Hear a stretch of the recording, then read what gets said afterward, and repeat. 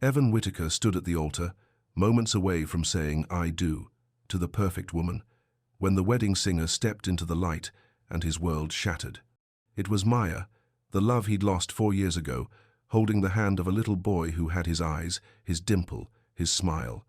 In that sacred sanctuary, surrounded by 200 guests, Evan faced an impossible choice: marry the woman everyone expected him to wed, or claim the son he never knew existed. But Maya's letter revealing the pregnancy had never reached him. Someone had made sure of that. As whispers of scandal rippled through the congregation and his carefully constructed life began to crumble, Evan realized that sometimes the greatest love stories begin with the courage to walk away from everything that looks perfect on paper. If you're watching this story unfold, hit subscribe and tell me in the comments, would you have stopped the wedding or gone through with it? Your answer might surprise you. The morning sun streamed through the tall stained glass windows of St. Bridget's Church, painting rainbow patterns across the white satin aisle runner. Evan Whitaker adjusted his tie for the 3rd time and glanced at his watch. 11:02 a.m. Perfect timing, just like everything else about this day. At 30, Evan had built his tech consulting business from nothing into something that mattered. He helped small companies organize their digital lives, and the work felt good, honest. Today, he was marrying Sloane Hart, a woman who understood his world of client meetings and quarterly reports. The processional music began, and Evan's best friend Gabe gave him an encouraging nod from the front pew. 200 guests rose to their feet. Evan's mother Ruth sat in the first row, her smile bright and proud. Everything was exactly as planned. Then the soloist stepped forward to the microphone.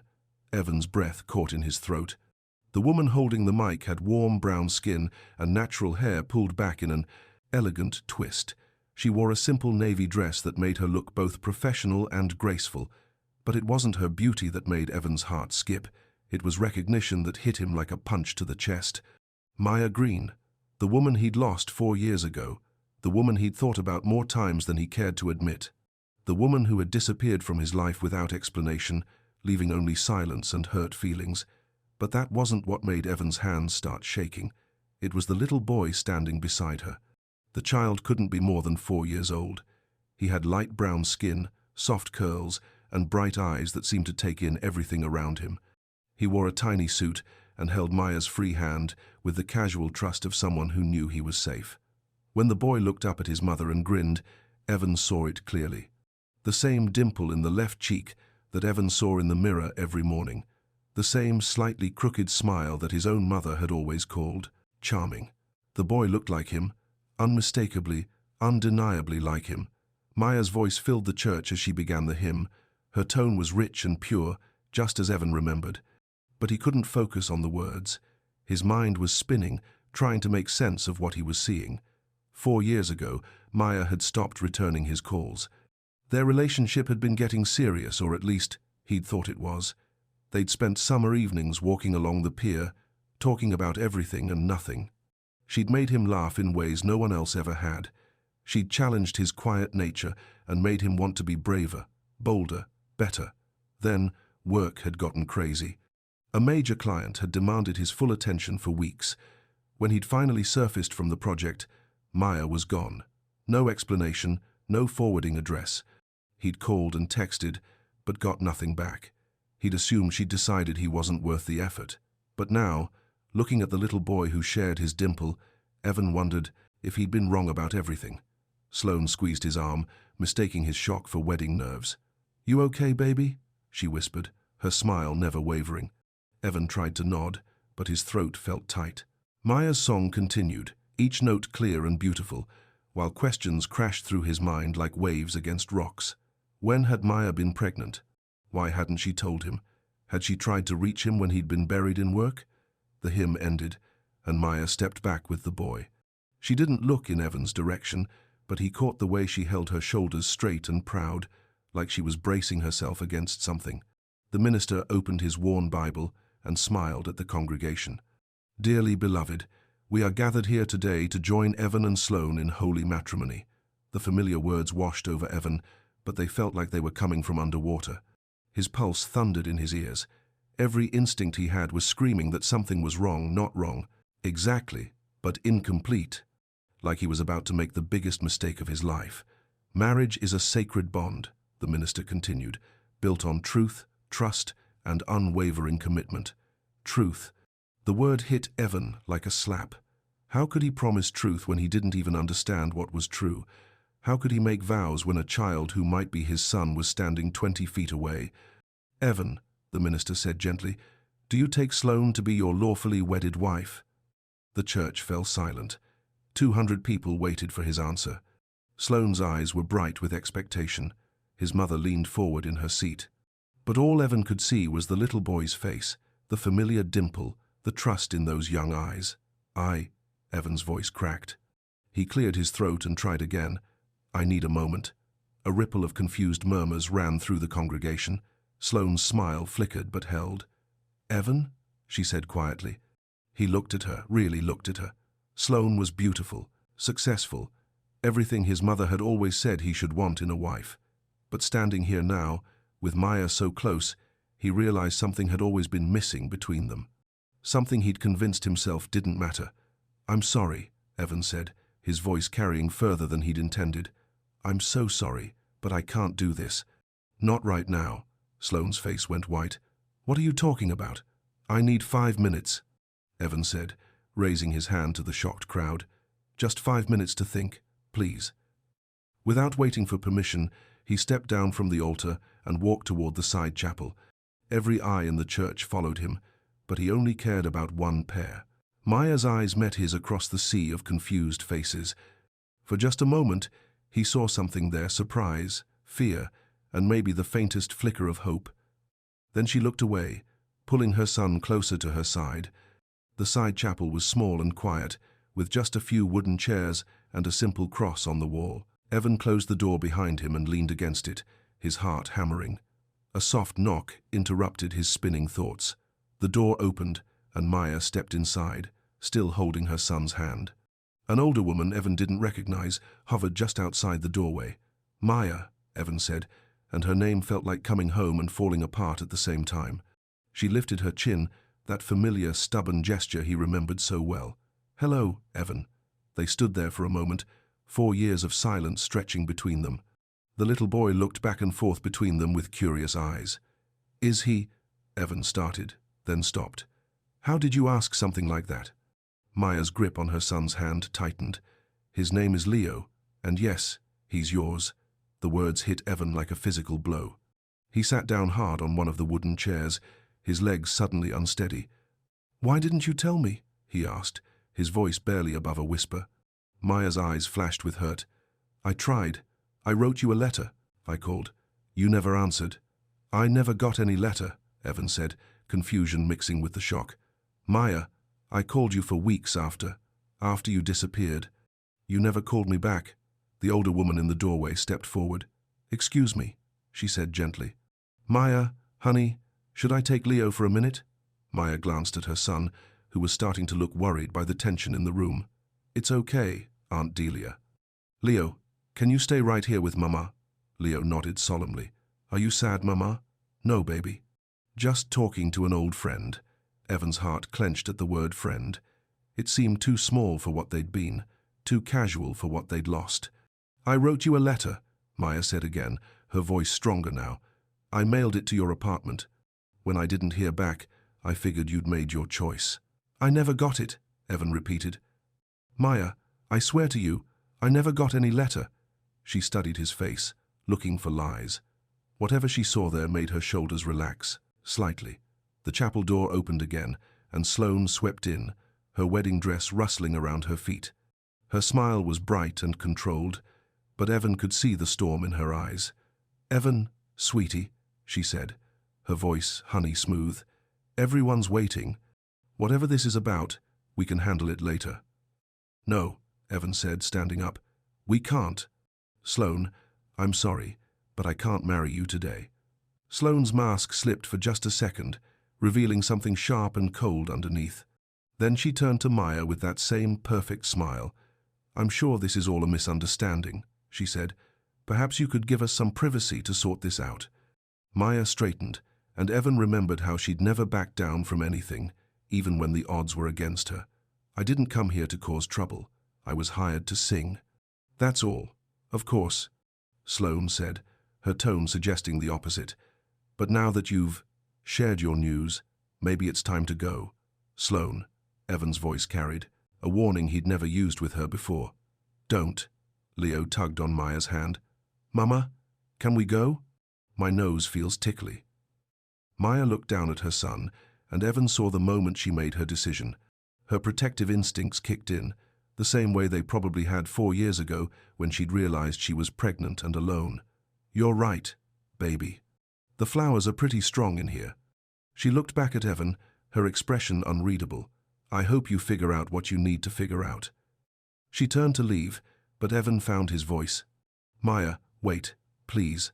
She paused in the doorway, not quite looking back. Can we talk? Really talk? Not here, not now, but soon? For a long moment, she didn't answer. Then she nodded once, quick and uncertain. I'll be at Aunt Delia's. She's in the book. Then she was gone, taking Leo and leaving Evan alone with Sloane and the weight of everything that had just changed. Sloane's perfect composure finally cracked. Are you out of your mind? You're going to throw away everything we've built for some woman with a sob story? It's not a sob story, Evan said quietly. And we haven't built anything, Sloane. We've arranged things. There's a difference. That child could belong to anyone, Sloane continued, her voice getting sharper. You can't possibly believe. He has my dimple, Evan interrupted. My smile. My eyes. Sloane, look at me and tell me you don't see it. Sloane stared at him for a long moment, and Evan saw the exact moment she realized he was serious. That he wasn't going to change his mind or be talked out of this. Fine, she said, her voice cold as winter. But don't come crawling back when you realize what you've given up. She swept out of the chapel, leaving Evan alone with his thoughts and the sound of confused voices from the main sanctuary. He sat back down and put his head in his hands. In the space of 10 minutes, his entire life had been turned upside down. Everything he'd thought he knew about Maya, about the past, about what he wanted for the future was wrong.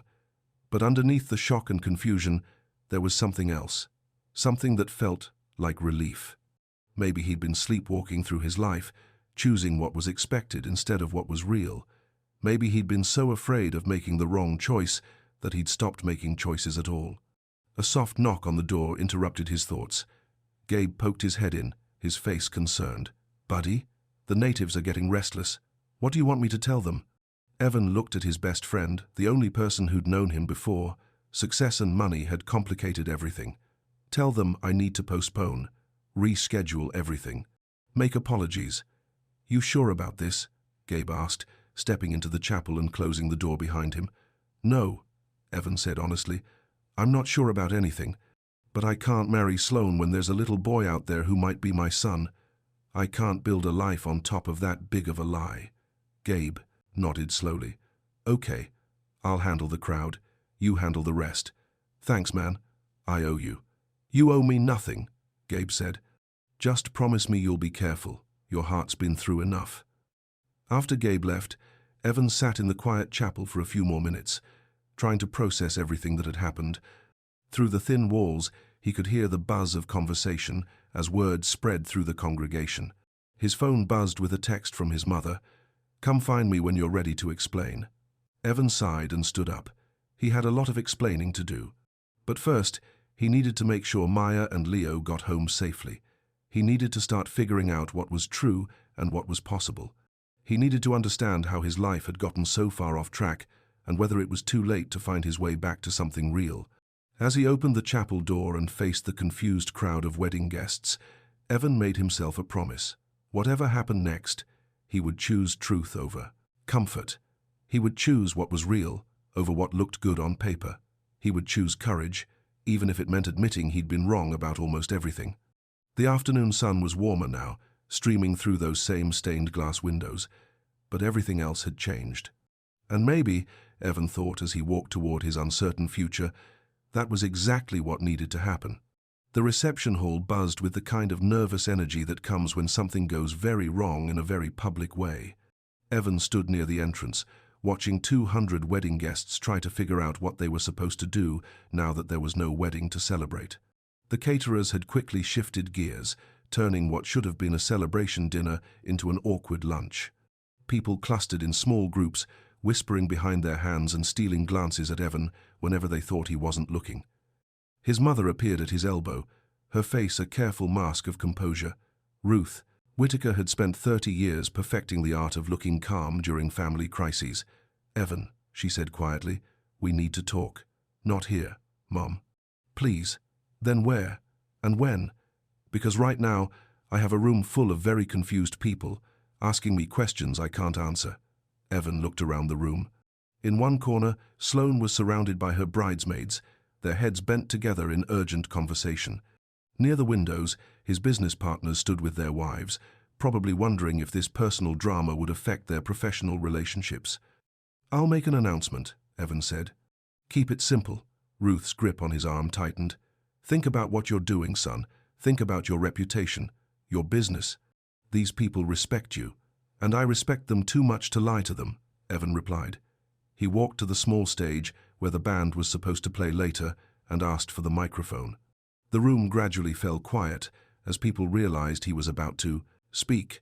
"I want to thank everyone for being here today," Evan began, his voice carrying clearly through the sudden silence. "I know this isn't what any of us expected." Someone in the back coughed. A glass clinked against a table. Otherwise, the room was dead quiet. "Sometimes life gives you information that changes everything," Evan continued. "When that happens, you have two choices. You can pretend you didn't learn what you learned, or you can have the courage to act on the truth, even when it's difficult." He saw his mother close her eyes and take a deep breath. "Today, I learned something that means I can't, in good conscience, move forward with the ceremony. I take full responsibility for the timing and any inconvenience this causes. The situation is personal and private, and I ask for your understanding and respect." Evan set the microphone down and walked back toward the exit, not waiting to see the reactions. But he caught sight of Maya near the kitchen entrance, clearly trying to leave without being noticed. Leah was pressed against her side, looking overwhelmed by all the noise and confusion. Their eyes met across the room for just a moment. Maya's expression was unreadable, but she gave him the smallest nod before disappearing through the service door. Gabe intercepted Evan before he could follow. "Where are you going?" "To find some answers," Evan said. "Give me 2 hours to handle the logistics here first," Gabe said. "Then we'll figure this out together." Evan wanted to argue, but his friend was right. People needed to be taken care of, bills needed to be handled, and explanations needed to be given to vendors and family members. The responsible thing was to clean up the mess he'd made before chasing after what might be. But those 2 hours felt like the longest of his life. By 3 o'clock, most of the guests had gone home. The caterers were packing up untouched wedding cake and folding chairs. Sloane had left without saying goodbye, taking her bridesmaids and her wounded pride with her. Evan sat in his car in the church parking lot, staring at his phone. He'd found Aunt Delia Green's address easily enough. She lived in a small house on Maple Street, about 10 minutes away.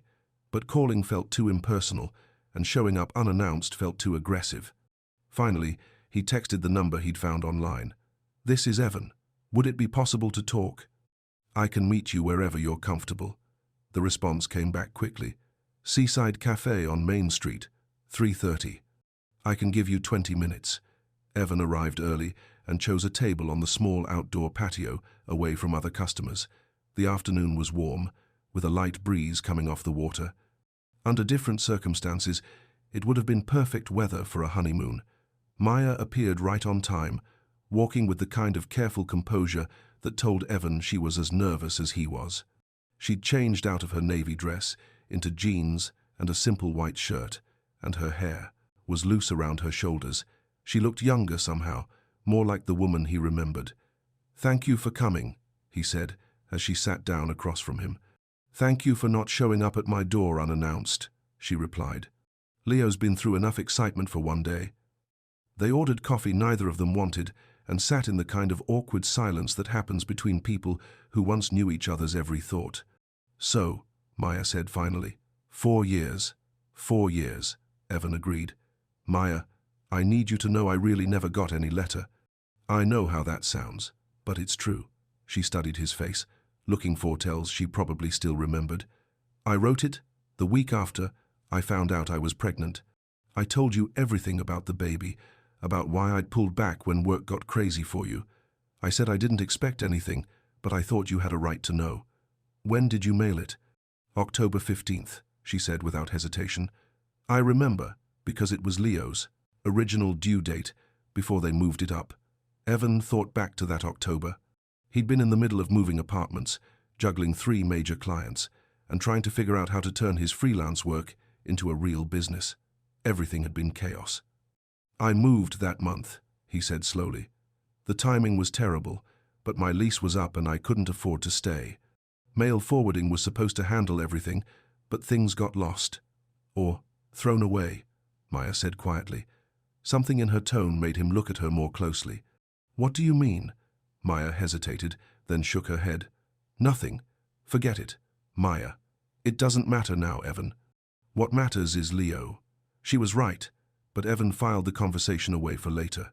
There was something she wasn't telling him, and he had a feeling it was important. Tell me about him, Evan said. Tell me about Leo. Maya's whole face changed when she talked about her son. The careful walls came down, and warmth flooded her expression.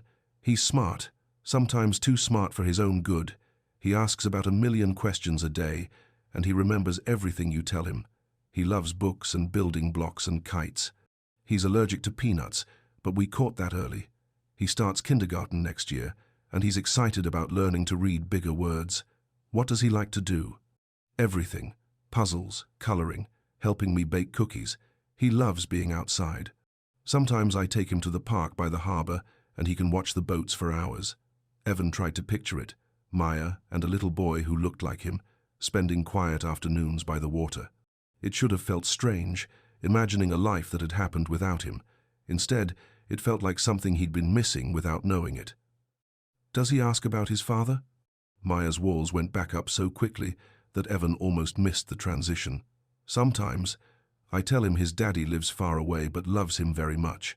Maya, I need to set some boundaries here, she said, her voice gentle but firm.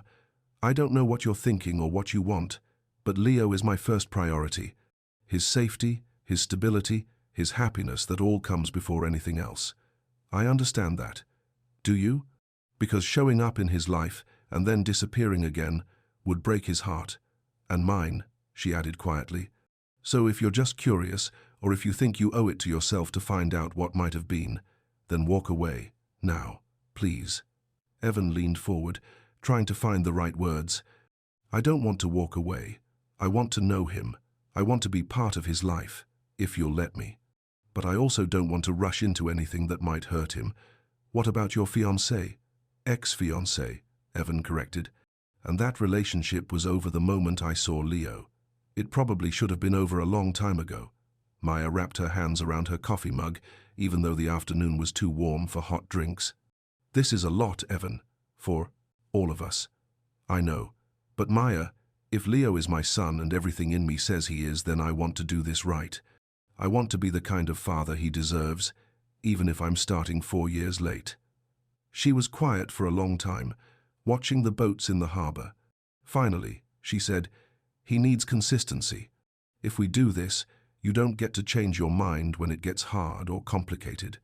I won't change my mind. You don't know that. You don't know what it's like to put a 4-year-old before everything else in your life. You don't know what it's like when he's sick or scared or having a meltdown in the grocery store because they're out of the cereal he likes. Evan thought about his own childhood, about his father, who'd been physically present but emotionally distant, about the promises that had been made and broken, the expectations that had been set and abandoned. You're right, he said. I don't know those things, but I want to learn. And Maya, I swear to you, if you give me this chance, I will never make Leo wonder if his father loves him. Something in his voice must have convinced her, because her shoulders relaxed slightly. We'll start small, she said. Maybe an hour at the playground tomorrow. You can meet him properly, and we'll see how he responds to you. What time? 2 o'clock. The little park by the harbor, you probably remember it. He did remember it. They'd walked through that park dozens of times during the months they'd dated, talking about books and dreams and all the places they wanted to travel someday. Thank you, Evan said. Maya stood up, slinging her purse over her shoulder. "Don't thank me yet. And Evan? Don't bring flowers or expensive toys or anything that looks like you're trying to buy his affection. Just bring yourself." She walked away before he could respond, leaving Evan alone with his coffee and the weight of everything that was about to change. His phone buzzed with a text from Gabe. "How did it go?" Evan typed back, "I'm meeting my son tomorrow." The words looked impossible on the screen, but they were true. In less than 24 hours, he was going to sit down with a 4-year-old boy who carried his genes and Maya's love and try to figure out how to be a father. The afternoon sun was starting to slant lower, painting the harbor in shades of gold and amber. Evan thought about all the choices that had led him here, the job that had consumed his attention, the relationship with Sloane that had been more about looking right than feeling right, the years of building a successful life that had somehow left him feeling empty. Maybe this was his chance to get it right, to choose love over convenience, truth over appearances, courage over comfort. His phone rang, and his mother's name appeared on the screen. Evan took a deep breath and answered. "Hi, Mom. Evan, we need to talk. Really talk. I know we do. But not today. Today I need to think. Son, I've been married for 35 years. I've raised 2 children and buried a husband. I know something about life not going according to plan."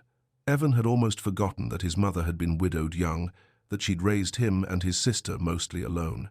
Ruth Whitaker might care about appearances, but she also understood sacrifice. "I'm going to meet him tomorrow," Evan said. "Leo, my son." Ruth was quiet for so long that Evan wondered if the call had dropped. "Mom, I'm here. I'm just processing. I know it's a lot. Evan, is this what you want? Really want? Not what you think you should do, but what you want." It was a fair question, and Evan took his time answering it. "I want to know him," he said finally. "I want to be the kind of man who doesn't run away from responsibility.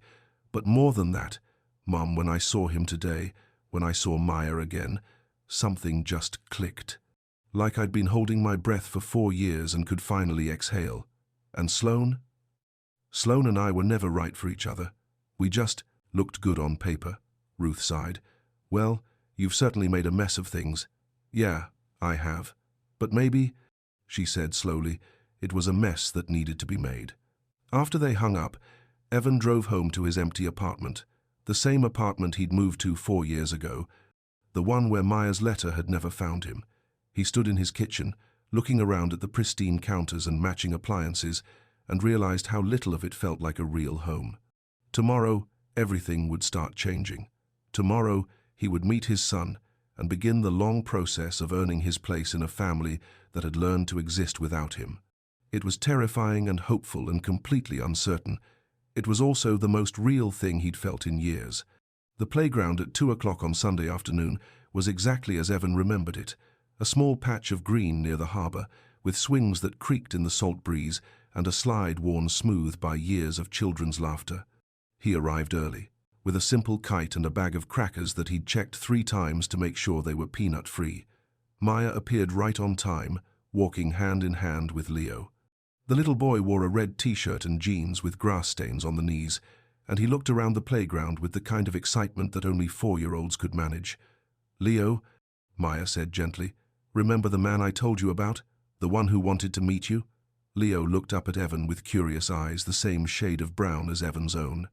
Up close, the resemblance was even stronger. It wasn't just the dimple or the smile. It was something in the way Leo held his head, the way his eyebrows drew together when he was thinking. "Hi," Leo said politely. "Are you Mama's friend?" Evan's throat felt tight. "I am. My name is Evan. What's your name?" "Leo Michael Green. I'm 4 3/4. He held up his fingers to show the number. "Do you like kites?" "I do," Evan said, grateful for the easy opening. "I brought one, in case you wanted to try flying it." Leo's eyes lit up. "Really? Can we do it now?" Maya touched her son's shoulder. "What do you say when someone offers you something nice?" "Thank you," Leo said earnestly. "Thank you very much, Evan." They spent the next hour on the grass, working together to get the simple diamond kite airborne. Leo was patient and focused in a way that reminded Evan of himself at that age. When the kite finally caught the wind and soared up toward the clouds, Leo's delighted laughter made something inside Evan's chest feel both full and broken at the same time. "Look, Mama," Leo called. "It's flying." Maya sat on a nearby bench, watching with the kind of careful attention that meant she was ready to step in, if needed. But as the afternoon went on, her posture relaxed. Leo had taken to Evan easily, treating him like an interesting new friend rather than a stranger to be feared. "Are you married?" Leo asked suddenly, his hands still gripping the kite. "String." "No," Evan said. "I was supposed to get married yesterday, but I didn't." Leo considered this, with the serious expression he seemed to wear when processing new information. "Why not?" Evan glanced at Maya, who gave him the smallest nod of encouragement. "Because sometimes you think you want something, and then you realize you want something else more. Like when I thought I wanted chocolate ice cream, but then I saw strawberry and changed my mind." "Exactly like that." Leo nodded as if this made perfect sense. "Mama says it's okay to change your mind if you're being honest. Your mama is very smart. I know. She knows everything." The easy confidence in Leo's voice made Evan's heart ache. This little boy trusted his mother completely, believed in her wisdom without question. Maya had built that kind of security all by herself, through 4 years of putting Leo first in every decision.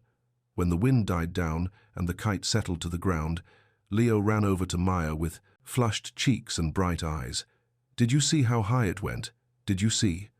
"I saw everything," Maya said, smoothing his curls. "You did a great job." Leo turned back to Evan. "Will you come back tomorrow?" The question hung in the air between the 3 adults. Maya's expression was carefully neutral, but Evan could see the tension in her shoulders. "I'd like to," Evan said carefully, "but that's up to your mama." Leo looked between them with the intuitive understanding that children sometimes have about adult complications. "Can we get ice cream?" he asked instead. "All together?" Maya hesitated for just a moment. "If Evan has time." "I have time," Evan said quickly. They walked to the ice cream shop on Main Street, Leo chattering about everything he saw along the way. A dog wearing a funny sweater, a boat with particularly colorful sails, a sidewalk crack that looked like a lightning bolt. His enthusiasm was infectious, and Evan found himself relaxing in a way he hadn't in months. At the ice cream counter, Leo carefully examined all the flavors before settling on vanilla with rainbow sprinkles. Evan ordered the same, which earned him an approving smile from his son. His son. The words still felt surreal, but they were getting easier to think. "Evan," Leo said as they sat at a small table outside the shop, "do you have a job?" "I do.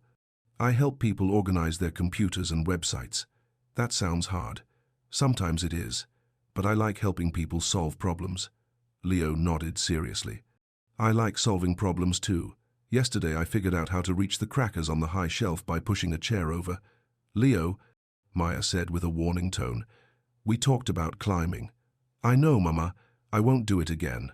He turned back to Evan. "Do you have kids?" The question was so innocent, asked between bites of ice cream, that it took Evan completely off guard. Maya went very still beside him. "No," Evan said quietly. "I don't have kids, but I'd like to." "Kids are fun," Leo informed him, "but also a lot of work. That's what Mama says." "Your mama is right about that too." Leo finished his ice cream and started swinging his legs, a sign Maya apparently recognized as restlessness. "We should head home," she said. "Leo needs a bath before dinner." "Can Evan come for dinner?" Leo asked hopefully. "Not tonight, baby. But maybe another time." Leo looked disappointed but didn't argue. He was clearly used to accepting his mother's decisions, even when he didn't like them.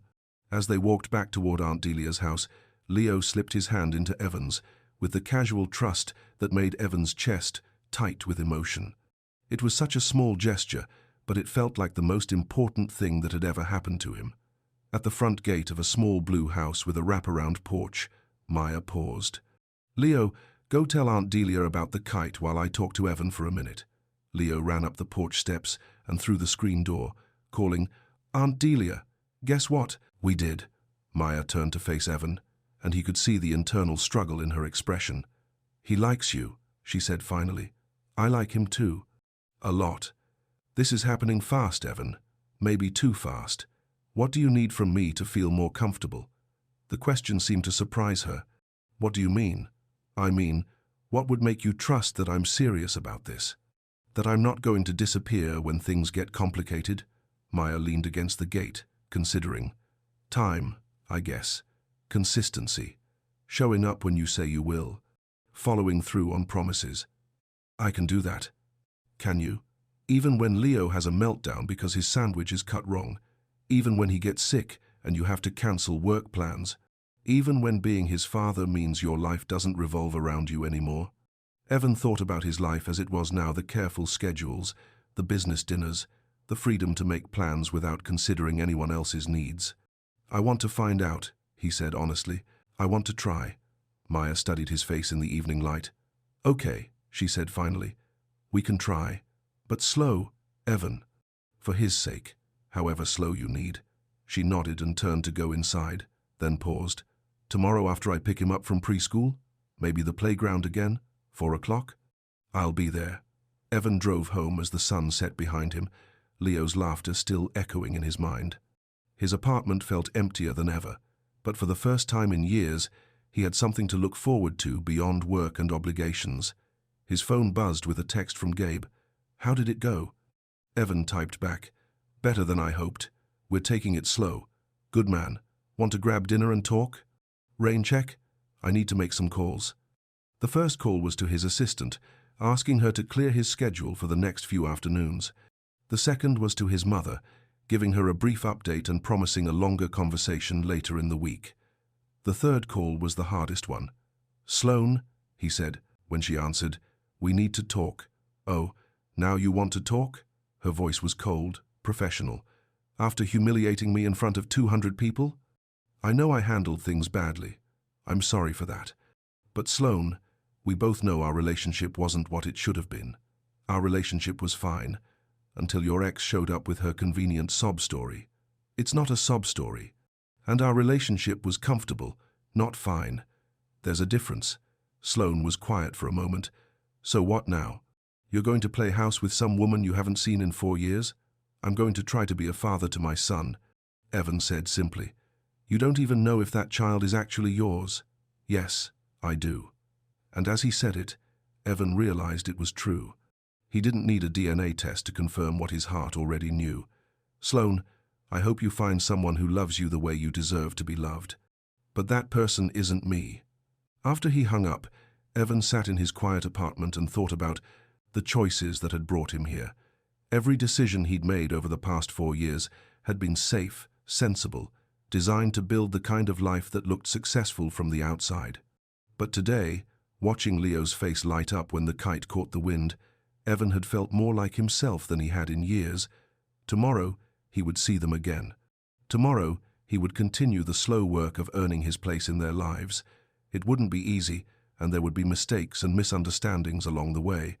But for the first time in 4 years, Evan was choosing something real over something that just looked right, and that felt like coming home. The next morning, Evan woke up earlier than usual and found himself standing in front of his closet, thinking about what a father should wear to a playground. He settled on jeans and a blue button-down, casual but neat. He arrived at the ice cream shop first and bought a small bag of the same crackers from yesterday, remembering how carefully Leo had eaten them one by one. It felt like a small way of showing that he'd been paying attention. At exactly 4 p.m., Maya appeared with Leo, who broke into a run when he saw Evan waiting by the swings. Evan, did you bring the kite again? I brought something even better, Evan said, producing the crackers. I thought we could feed the ducks by the pond. Leo's eyes went wide with excitement, and Maya smiled, the first truly relaxed smile Evan had seen from her since Saturday. Maybe, Evan thought as they walked toward the duck pond together, this could actually work. Maybe they could build something real from the broken pieces of what they'd lost. Maybe it wasn't too late after all. Part 4. 3 weeks later, Evan had settled into a routine that felt both natural and miraculous. Monday, Wednesday, and Friday afternoons were his with Leo playground visits, walks by the harbor, simple adventures that taught him more about being a father than any book ever could. Leo was an easy child to love. He asked thoughtful questions, shared his crackers with the ducks, and had started saving drawings from preschool for Evan. The trust between them was growing slowly but surely, built on small promises kept and gentle moments shared. With Maya, things were more complicated. They were careful with each other, polite in the way of people who had once been intimate and now weren't sure what they were allowed to feel.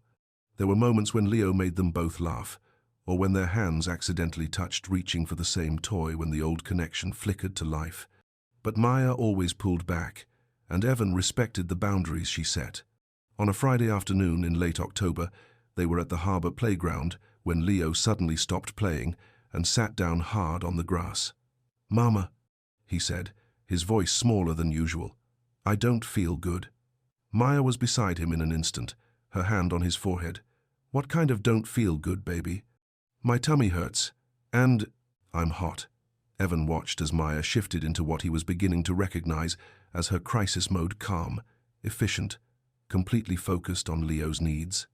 "Okay, sweetheart. Let's get you home and take your temperature." She gathered Leo's things quickly while Evan helped the little boy to his feet. Leo leaned against him heavily, which sent a spike of worry through Evan's chest. "Should I drive you?" Evan asked. Maya hesitated for just a moment, then nodded. "That would help. Thank you." The 10-minute drive to Aunt Delia's house felt eternal. Leo dozed fitfully in his car seat, while Maya kept one hand on his forehead and the other on her phone, texting what Evan assumed was medical information to someone. Aunt Delia met them at the door, taking one look at Leo's flushed face and immediately bustling them inside. Within minutes, she had the thermometer ready and was coaxing Leo to drink small sips of water. 101.8, she announced after checking the reading. "Not terrible, but not good, either." "Pediatrician?" Maya asked. "Dr. Chen has Saturday morning hours. We can call first thing tomorrow if he's not better." Evan stood awkwardly in the living room, wanting to help but not sure what his role was supposed to be. This was the kind of parental crisis Maya had handled dozens of times without him. "I should go," he said quietly. "Let you take care of him." "No," Leo said from his spot on the couch, his voice weak but definite. "Stay, Evan, please." Maya looked at her son, then at Evan. "You don't have to. I know this isn't what you signed up for." "Maya," Evan said gently, "this is exactly what I signed up for." So, he stayed. He helped Aunt Delia make chicken broth, while Maya gave Leo a lukewarm bath to bring down his fever. He read picture books in a quiet voice when Leo was too restless to sleep. He made tea runs to the kitchen and kept track of when Leo's next dose of medicine was due. By evening, Leo's fever had broken, and he was asking for toast with jam. The crisis had passed, but something fundamental had shifted. "Thank you," Maya said, as they stood on the front porch while Leo slept peacefully inside. "For staying. For helping. Thank you for letting me." Maya wrapped her arms around herself against the cool night air. He's never asked for his father before. When he was scared or sick, it was always just me he wanted. "That doesn't change anything," Evan said quickly. "You're still his mama. You're still the most important person in his world." "I know, but maybe," she paused, choosing her words carefully. "Maybe he's starting to understand that families can be bigger than just two people." They stood in comfortable silence for a moment, listening to the crickets and the distant sound of waves. "Maya," Evan said finally, "there's something I need to tell you. About your letter. The one from 4 years ago." Her body went tense. "What about it?" "Gabe and I tracked down my old building superintendent. He remembers Sloan picking up mail for me during the move." Maya's face went pale in the porch light. "She intercepted it?" "It looks that way. He specifically remembers a letter from someone with the last name Green." Maya sank down onto the porch steps, her head in her hands. "So you never knew?" "I never knew," Evan confirmed, sitting down beside her. "Maya, if I had gotten that letter, you would have done the right thing," she finished, "because that's who you are. And I would have spent 4 years wondering if you were only with us out of obligation." The admission hung between them like a bridge. Neither was sure they should cross.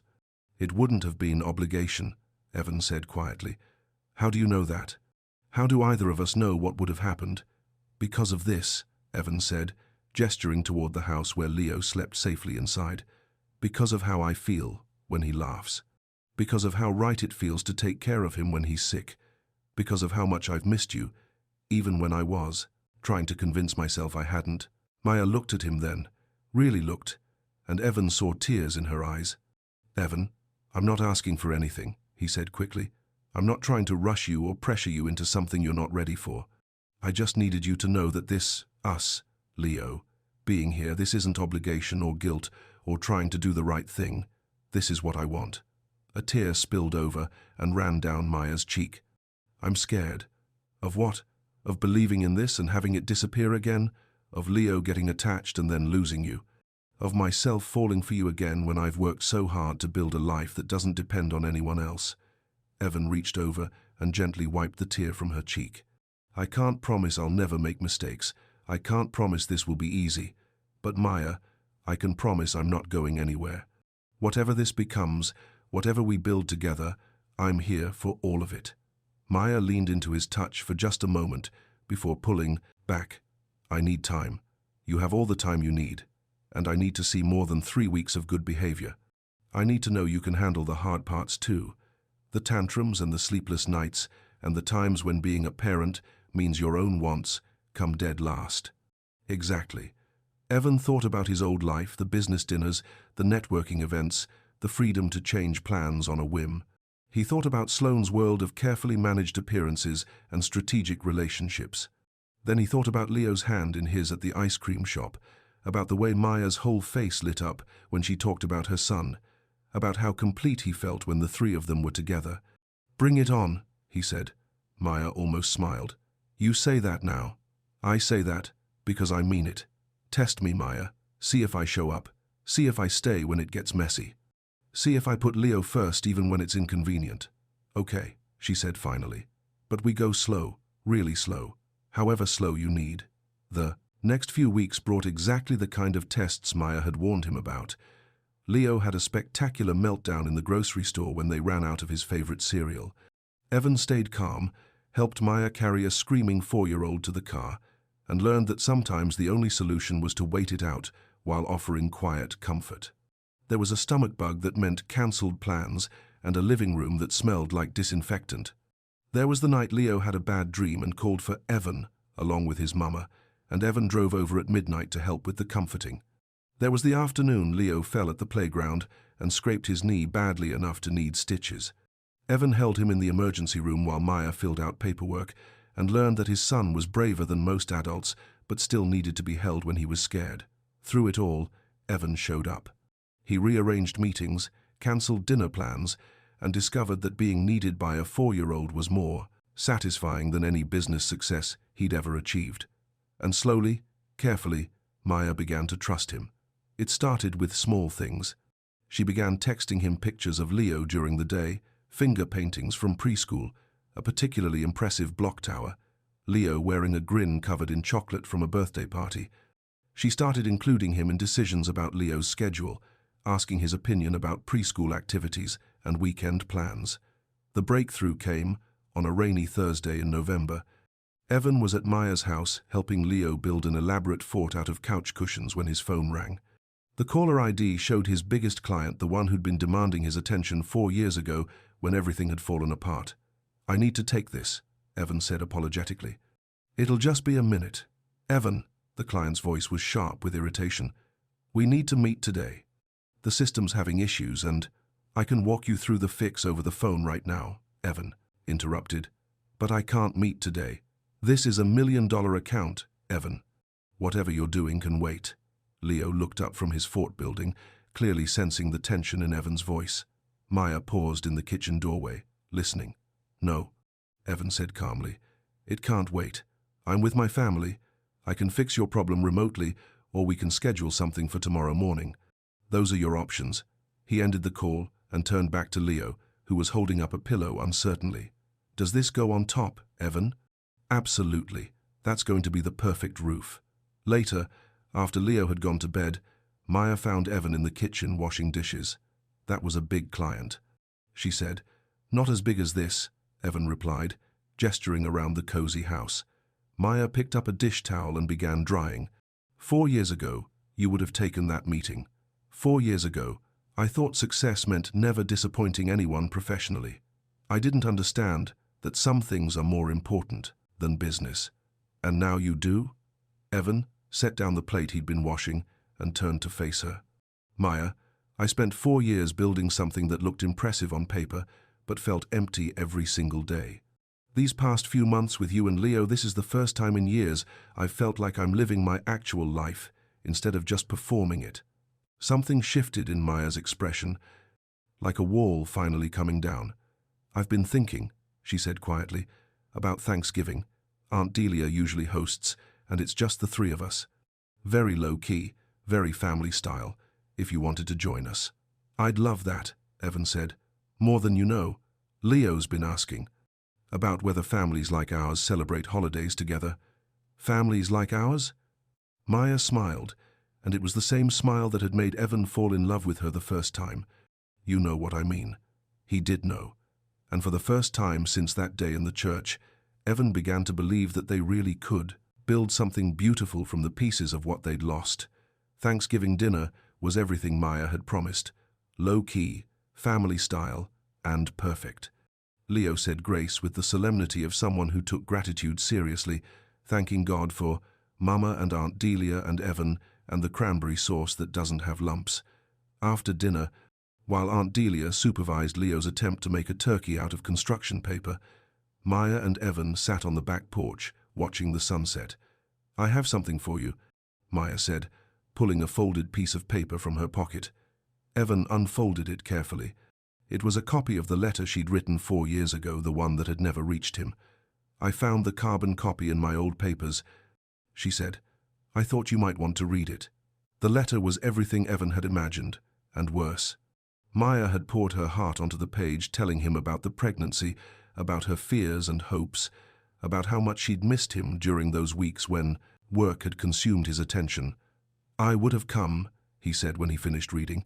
The minute I read this, I would have been at your door. I know, Maya said. That's why I'm not afraid anymore. She moved closer to him on the porch swing, close enough that he could smell her familiar perfume, close enough to see the gold flecks in her brown eyes. I love you, she said simply. I never stopped loving you. I was just too scared to admit it. Maya, I know we can't get back the 4 years we lost, but maybe we can build something even better with the years we have left. Evan cupped her face in his hands, overwhelmed by the gift she was giving him. I love you too. You and Leo, you're my family. You're my home.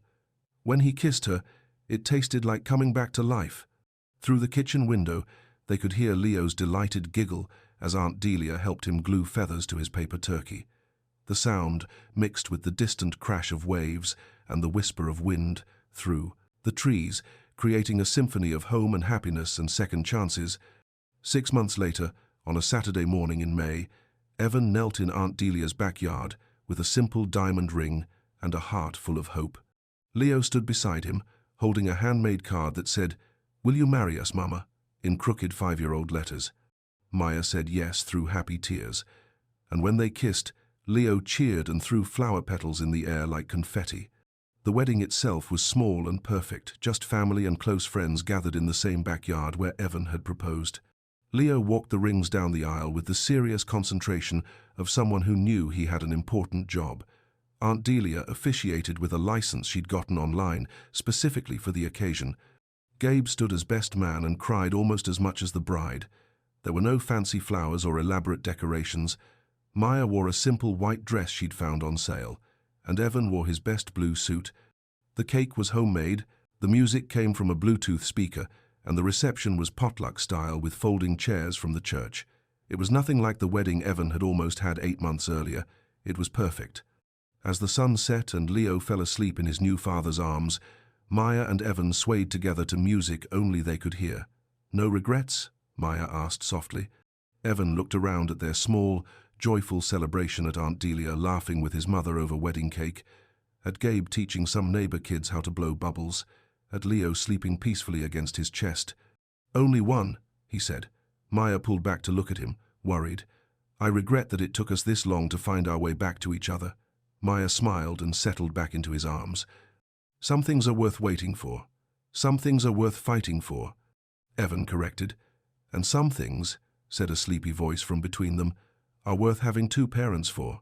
Leo's eyes were still closed, but his small smile suggested he wasn't as asleep as they'd thought. Maya laughed and kissed the top of her son's head. Go back to sleep, little man. Tomorrow's a big day. Why? Because tomorrow we start being a real family, Evan said. We were already a real family, Leo mumbled.